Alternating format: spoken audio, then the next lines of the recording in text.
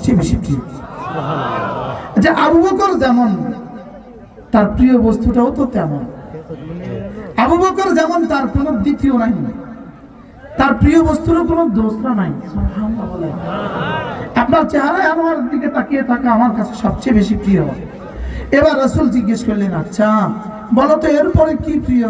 বলি, ইয়া রাসূলুল্লাহ, আল ইনফাকু আলা আমরিক, আপনি যেখানে যেখানে দিতে বলেন ওখানে আমার জান আমার মাল দিয়ে দেওয়া আমার কাছে সবচেয়ে বেশি প্রিয়।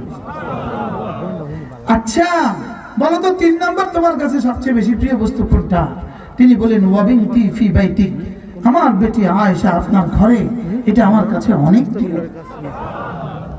আবু বকর যেমন, আবু বকর প্রিয়টাও কি? একদিন আল্লাহর নবী জিজ্ঞেস করলেন, মান আসবাহাল ইয়াওমা সাইমা, কে আজকে রোজা রেখেছো?